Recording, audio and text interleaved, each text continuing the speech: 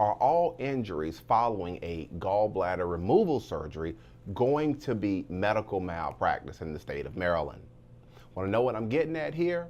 Stay with me as I share with you this very important information.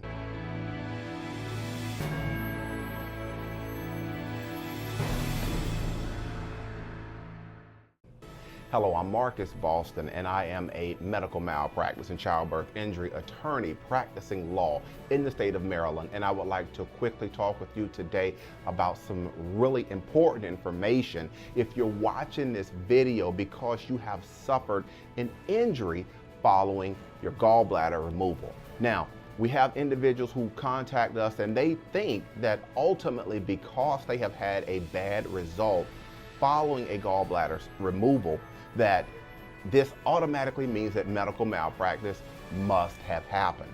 And the truth of the matter is that in Maryland, a bad result does not necessarily mean that medical malpractice occurred. To be successful, you have to have a medical expert who will testify that essentially your treating doctor fell below the standard of care, causing your injury, your harm, your damages.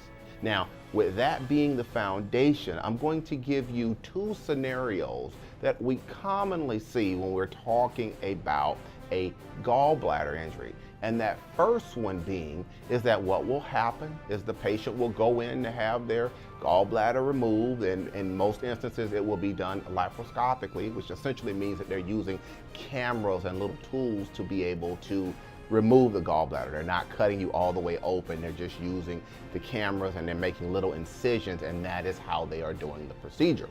But what can happen is the doctor will go in, and what is supposed to happen is the doctor is supposed to identify everything, identify where the gallbladder is, identify the cystic ducts, and all of the things that are in the surgical area. The doctor is supposed to identify these things. But what can happen is that during the removal, during the cutting of the cystic duct, sometimes what will happen is the doctor will either not cut the cystic duct or will either burn or cut into the common bile duct, which is not supposed to be cut.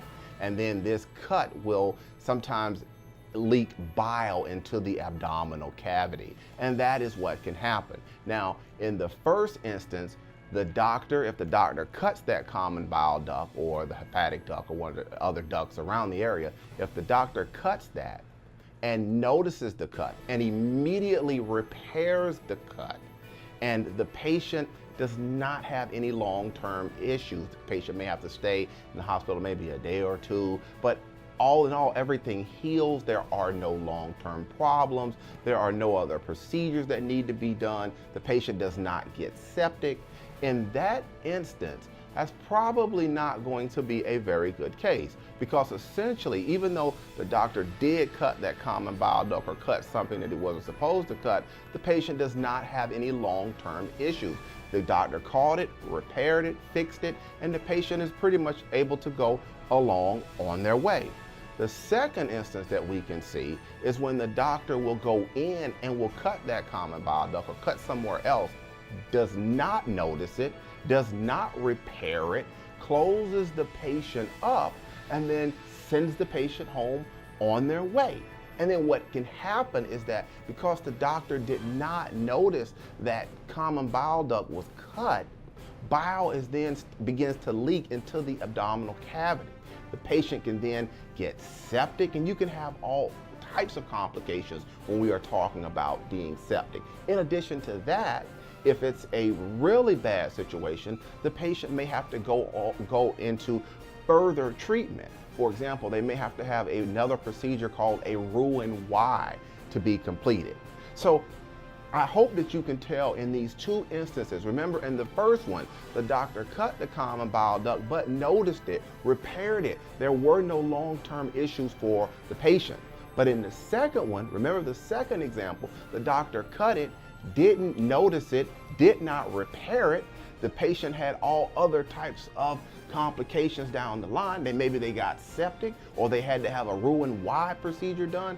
I hope you can tell that in the two instances, in one instance, there is serious issues going into the future for the patient. And in the other one, the patient pretty much heals and are able to go ahead and move forward with everything.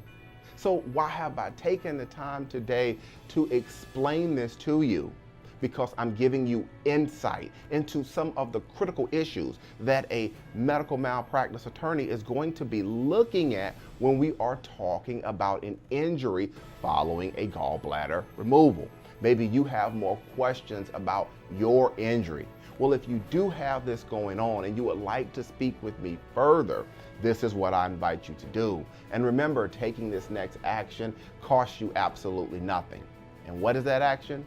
To pick up the phone and give me a call. I can be reached at 301-850-4832, or if you prefer, you can send me an email to medicalinjury@bostonlawllc.com.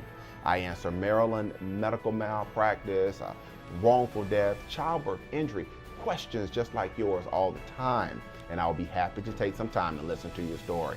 All right, that's going to be it for today's quick educational video. Again, I'm Marcus Boston, and I'm one of the medical malpractice and childbirth injury attorneys here at Boston Law Group LLC. And we will see you next time. Take care and enjoy the rest of your day.